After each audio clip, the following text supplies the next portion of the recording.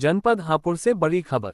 थाना बहादुरगढ़ क्षेत्र के ग्राम मोहम्मदपुर रुस्तमपुर में हुई महिला हत्या के मामले में पुलिस ने पति सहित 3 आरोपियों को गिरफ्तार किया है। पुलिस के अनुसार मुख्य आरोपी राहुल ने 2 फरवरी की रात को अपने साथियों के साथ मिलकर पत्नी रीता शर्मा की चाकू से हत्या की थी। आरोपियों की निशानदेही पर 2 चाकू बरामद किए गए हैं। मामले में आगे की कानूनी कार्रवाई जारी है। जनपद हापुड़ से न्यूज समय पर संवाददाता अधीर त्यागी की खास खबर। क्या पूरा मामला, क्या घटनाक्रम रहा है? थाना बहादुरगढ़ का गांव है मोहम्मदपुर रुस्तमपुर। 2 तारीख की रात की घटना के संबंध में 3 तारीख को प्रातःकाल सूचना मिली थी डायल 112 पर कि रीता शर्मा नाम की एक महिला विवाहिता, उनकी घर में चाकू से हत्या करी गई है और उनके पति राहुल के द्वारा बताया गया था कि ऐसा प्रतीत हो रहा है कि वो चूँकि बाहर गए थे तो उस दौरान कुछ लोगों ने आकर के इनके घर में लूटपाट करी और हत्या करी।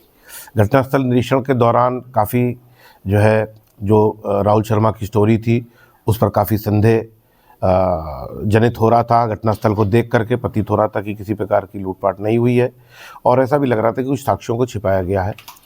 इसी दौरान राहुल शर्मा के ससुराल पक्ष के लोग यानी मृतका रीता शर्मा के भाई और बहनें वहाँ पे आ गए, जिन्होंने स्पष्ट शब्दों में कहा कि राहुल शर्मा के द्वारा ही उनकी हत्या करवाई गई है और कुछ और लोगों का नाम भी बताया।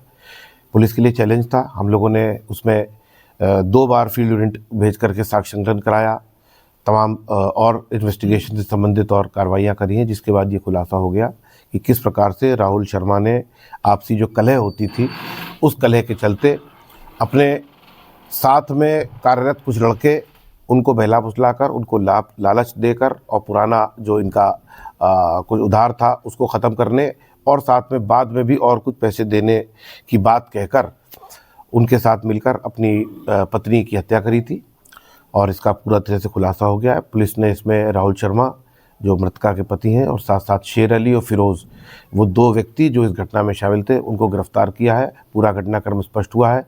आला कत्ल को बरामद किया गया है। सर, इसमें इनके द्वारा कोई कोड वर्ड भी यूज किया गया था हत्या में? हाँ, इस तरह की बातें पूछताछ में आ रही हैं। आपस में, चूँकि ये नहीं चाहते थे कि कोई इनके फ़ोन की डिटेल्स कहीं पर स्पष्ट हो जाए, तो इस पर कुछ इस तरह की बात कहते थे, लेकिन वो कोई बहुत अपुष्ट बातें हैं। उसके बारे में कुछ यहाँ उसका कोई विवेचना से कोई वो भी नहीं है बहुत ज़्यादा ताल्लुक। ये बात ज़रूर आई है कि इस तरह की बातें आपस में कोड वर्ड इस्तेमाल करते थे और घर में प्रवेश दिलवाया था राहुल शर्मा ने ही। और 2 तारीख की शाम को ही लगभग 8:30 बजे के आसपास ये घटना कारित करी गई। बाद में अपनी एलिबाई क्रिएट करने के लिए कि मैं कहीं और मौजूद था, एक शादी में भी गए हैं, वहाँ पर फ़ोटो खिंचाई है और उसके बाद वहीं से ये चांदपुर जाना इन्होंने बताया, जबकि ये घटना पहले हो चुकी थी। और जैसा कि मैंने आपको बताया विस्तार से, 3 लोगों की इसमें गिरफ्तारी हुई, आला कत्ल बरामद हुआ। ये जो कोड वर्ड था इस थोड़ा सा स्पष्ट कर रही हैं कि क्या साड़ी के नाम के पैसे, कुछ ऐसा कोड वर्ड इस तरीके यूज किया गया था इनके द्वारा हत्या की रकम दी थी? अब इस बारे में देखिए, कुछ आप बता पाएंगे कुछ क्या कहते थे वो? साड़ी के उसमें इनके द्वारा बताया गया था कि साड़ी के नाम पर पैसे हम दे देना, हम साड़ी का शब्द का प्रयोग करेंगे, साड़ी के पैसे दे दो, बस इतना। ठीक सर, पीड़िता के परिवार का कहना था, जो मृत है, कि उनका इनके पति के साथ किसी अवैध संबंध था, उसके चलते इन्होंने अपनी पत्नी की हत्या रची। क्या इन्होंने पड़ोसी महिला बताई जा रही है? देखिए, ये सारी बातें विवेचना के क्रम में जो है सामने आएंगी।